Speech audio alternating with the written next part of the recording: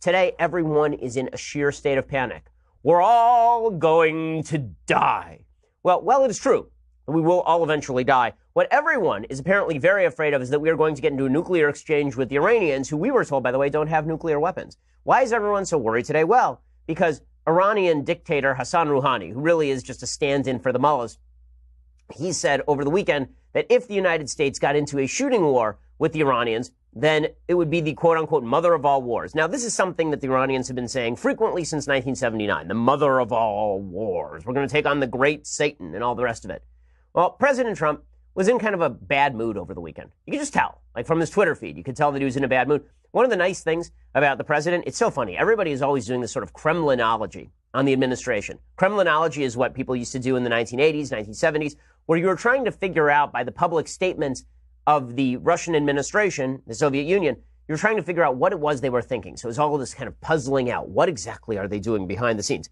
With President Trump, ain't no Kremlinology. Okay, it's just what the guy says on Twitter. So President Trump goes on Twitter and he tweets out this to Iranian President Rouhani. And then this is all in capitals, Never, ever threaten the United States again, or you will suffer consequences the likes of which few throughout history have ever suffered before. We are no longer a country that will stand for your demented words of violence and death. Be cautious. And it's all in capital letters. When the caps lock guy invented caps lock, little did he know that it was going to lead to a nuclear exchange. This is apparently the sort of DEFCON 2 of Twitter. If Twitter actually had a bold or italics function, then we'd presumably be in the middle of a nuclear exchange already. Now, people on the left take this tweet and they say, well, this means that the president of the United States is going to start a war with Iran. He's going to go into Iran to distract from his domestic scandals. Okay, first of all, why would he possibly want to distract from the fact that his poll numbers are pretty good, as we're going to get to in just one second? But second of all, I think that we need to take a little bit of a deep breath when it comes to President Trump's tweeting. I have been saying this consistently for more than 2 years, that just because the president tweets something doesn't mean that it means anything. Like, I'm old enough to remember when the president of the United States said about North Korea that there would be fire and fury and fury and fire, fury. I remember that. And everyone was like, oh my God, we're going to war with North Korea. We're all going to die. And then there was a missile alert, a fake missile alert over Hawaii. And everybody said, oh, we're on the brink of massive thermonuclear war. And then it turns out that President Trump, all he really wanted was to go to South Korea and play golf with Kim Jong-un. That's really all he wanted out of the thing. And then he came back and he said that Kim Jong-un had been disarmed, which he hadn't. And then that was pretty much the end of it. We went back to what we were doing before, which was waiting around. Now, the idea that Trump is about to go to war with the Iranians because the Iranians said something is so ridiculous that it is beyond compare. All of the people out there who are doing the panic attack stuff, he's got his finger on the nuclear button. We're all going to die. He's been in office for a year and a half. We have never been close to any sort of serious military activity. We haven't.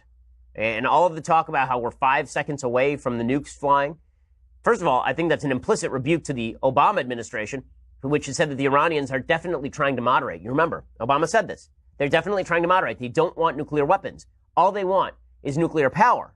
All they really want is to be brought into the family of nations. All we have to do is drop billions of dollars in cash at their front door on pallets, and everything will be hunky-dory. Well, so much for that idea. It turns out that if you're going to talk about failed administration policies with regard to Iran, you might want to start with the prior administration, not with the current administration. If you want to talk about, Trump's rhetoric, you may want to talk more about the fact that President Obama handed actual cash to terrorists with the suggestion that this was somehow going to turn them into a bunch of moderates. And now here they are talking about the mother of all wars. Okay, so President Trump says all of this and everybody goes nuts over all this. Now, is all of this really good? Should the president be tweeting all of this stuff? I don't think it makes much of a difference, except that American credibility when it comes to military action is not at an all-time high. The president of the United States, he was the one who said during the campaign, you don't want to telegraph your intentions all the time. You sort of want to surprise people with what you're going to do. You want to be unpredictable. Well, the president is predictably unpredictable. What that means is when he says stuff like this, you can fairly guarantee there's no war coming. The president has the opposite approach of Teddy Roosevelt. Teddy Roosevelt famously said that you have to speak softly and carry a big stick. For President Trump, it's tweet loudly and then get together with some FaceTime and pat each other on the back. So I think the chances are much better that there is some sort of summit in Dubai between Trump and Rouhani within the next year and a half, that any sort of serious military activity happens between Iran and the United States in the next year and a half. But it just goes to show you the tenterhooks that Democrats are on. Democrats are so concerned. Everybody is so concerned. And here's the thing. I don't think that that's true. I don't even think that the Democrats are all that concerned about this stuff. I really don't think that Democrats think that the missiles are afly and that we're this far away from nuclear war. I think they are just trying to promote a notion that we are very close to some sort of destabilizing event, even though things are relatively stable. And here's the thing. The American people are not buying this.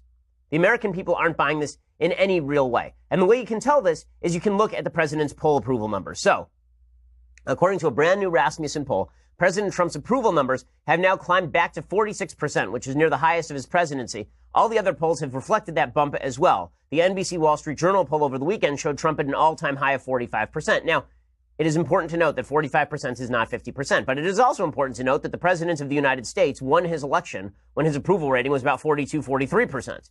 So you don't have to have really high approval ratings in order to win a presidential election. And all of this despite the fact that President Trump's moves with Vladimir Putin last week at the Helsinki conference were not wildly popular with anybody except for Republicans. The poll showed 53% of Republicans approved of Trump's behavior at his meeting with Russian dictator Vladimir Putin, which isn't a good number among Republicans. Only 6% of Democrats did.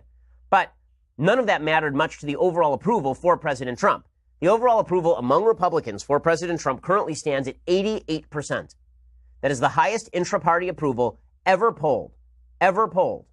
So among Republicans, no president has ever been more popular than President Trump is right now. And that has something to do with President Trump. It has a lot more to do with President Trump's opponents, as we'll talk about in a little while. So what exactly is bolstering Trump's high approval rating, or at least decent approval rating right now? Well, the NBC Wall Street Journal poll suggests that Trump is very, very reliant on the economy. So 50% of Americans like the way he is handling the economy, as opposed to only 36% of Americans who don't. So all the Democratic talk about how the economy is going to collapse because of the tax cuts, or we're on the verge of an economic breakdown, most Americans don't believe that. They believe the economy is strong, and President Trump is feeling the effects of that. 51% of Americans dislike the way that Trump has handled Putin overall. 58% disapprove of his immigration policy. 53% approve of his tariff policy. And what this adds up to is about 45% of Americans overall approve of President Trump, which for President Trump is a very good number. 45, 46%. And here's the thing. Those poll numbers have really not budged much for the President of the United States in the last 2.5 years. Trump's approval rating has been remarkably stable since long before he was president of the United States. He began his presidency at about 44%. He is now at 45% after a year and a half. Not a lot of volatility in those polls. News coverage simply doesn't touch Trump. It doesn't touch him because pretty much everything is baked in. When people have an image of particular people and they jump to that image whenever they are in doubt. So Republicans have an image of President Trump as a fighter who's willing to take on the media and who's being wrongly maligned by a bunch of people on the left. And so whenever anything bad happens to Trump, they jump right into that framework. And Democrats have a framework of Trump where everything he's doing is simultaneously buffoonish and evil. It's manipulative and clownish. Those are the two things that Trump is according to the left. And so anything that Trump does has to fall into one of those two categories. But the bottom line is that Trump is basically the Super Bowl of public opinion. Everybody has an opinion about the Super Bowl. Everybody watches the Super Bowl. Everybody watches the commercial. You know, President Trump is the center of the universe, of the political universe right now. He's the thing everybody is watching and everybody is talking about. And so that means that everyone already has an opinion on him. I mean, there are no undecideds when it comes to President Trump. You can't find one. Seriously. Can you name anyone in your own personal life who doesn't have an opinion about President Trump? Of course not. And that means that his approval ratings are going to be relatively stable. Now, is that good for Republicans or bad for Republicans? Well, it's good for presidential elections. It's good for presidential elections because it means that the presidential election won't actually be a referendum on President Trump. It will be a referendum on it'll be a referendum on who the Democrats pick. And this was true in 2016. If you look at 2016, the media got it completely wrong about who the referendum was about. Now, I got the election result wrong, just like every other pollster, but what I did get right is I said this was not going to be a referendum on President Trump. It was going to be a referendum on Hillary Clinton. Because Trump was very stable, but Hillary was bouncing around all over the place. The truth is that Trump, his electioneering played a lot more like an incumbent. Incumbent presidents usually win. And the reason they usually win, when I say usually, I mean that only one president has ever been defeated after one term without a serious third-party challenger since 1932. Okay, so it's been nearly a century since somebody lost without a third-party challenger, the only exception being Jimmy Carter in 1980. The reason for that is incumbents are well known. We know them. We have opinions about them. And that means that we are really more thinking about, would the other guy be better than this person? So would you take the devil you know over the devil you don't? And so for President Trump, That's how the 2016 election acted, right? People already were saying, okay, we know who Trump is, we just don't know who Hillary is. And people eventually decided we don't like her enough to elevate her above Trump in the Electoral College. Well, the same thing is going to happen in 2020. The same thing is going to happen. But there are other ramifications as well. I'll talk about those in just a second. First,